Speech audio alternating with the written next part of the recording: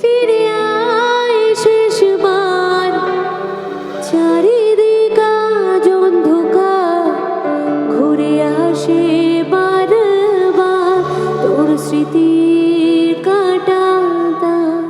যত চাই ভুলে যেতে, জানি বাকি ব্যথা পেতে, চল ফিরে তোরা আমার সেই আলোর শহরে।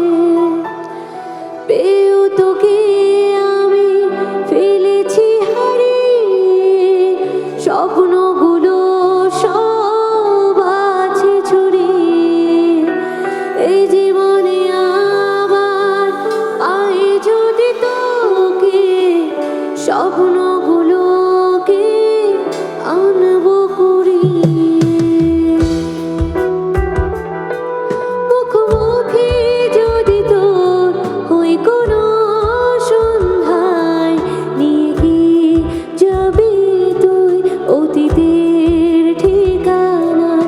ফিরে আয় শেষবার, চারিদিক আজ অন্ধকার, চল ফিরে তোরা আমার সেই আলোর শহরে। চল ফিরে তোরা আমার সেই আলোর শহরে।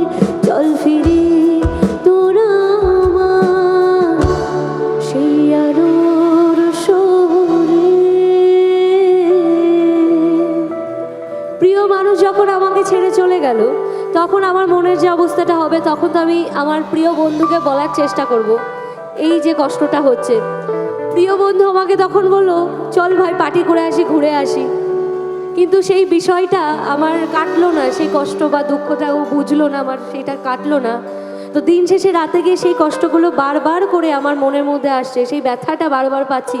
তাই বাংলাদেশের ভীষণ জনপ্রিয় একজন সঙ্গীত শিল্পী আতিফ আহমেদ নিলয়, সে আজ আমাদের মধ্যে নেই, কিন্তু তার গানগুলোর মাধ্যমে সে সারা জীবন আমাদের মধ্যে বেঁচে থাকবে।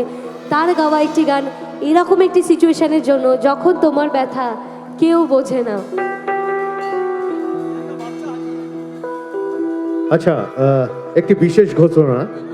গৌতম মুখার্জি একটি ছোট বাচ্চা এখানে কোথাও হারিয়ে গেছে। ওনার মা স্টেজের পেছন দিকটাতে অপেক্ষা করছেন, যদি এখানে থেকে থাকেন বা কারোর হাতে উনি থাকেন বাচ্চা, তো একটুখানি ওনার কাছে একটু পৌঁছে দিন। আচ্ছা, অফিসে তো? অফিসে। আচ্ছা, ধন্যবাদ।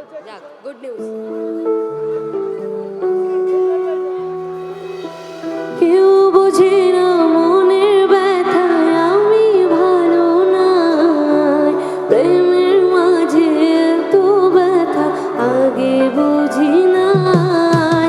কেউ বোঝে না মনের ব্যথা আমি ভালো নাই, প্রেমের মাঝে এত ব্যথা আগে বুঝি নাই। আমি জানতাম যদি অন্যের সাথে বাঁধবে সুখের ঘর, আমি করতাম না রে আপন তোরে কইরা রাখতাম পর। আমি জানতাম যদি অন্যের সাথে বাঁধবে সুখের ঘর, আমি করতাম না রে আপন তোরে কইরা রাখতাম পর। আমি করতাম না রে আপন তোরে কইরা রাখতাম পর। হিন্দি গান গাওয়া বারণ আছে দাদা, একটু বুঝুন।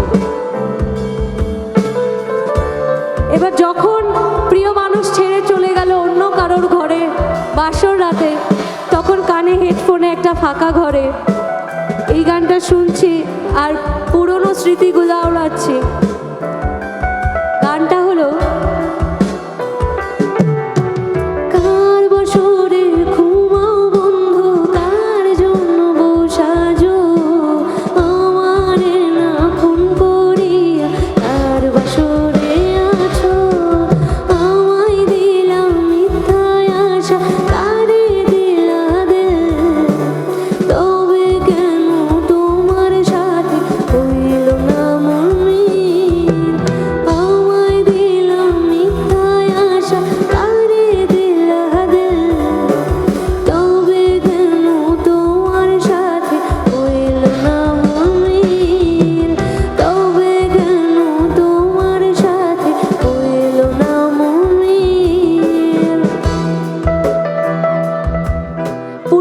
স্মৃতিগুলো আওড়াতে আওড়াতে এটা মনে পড়ে গেল,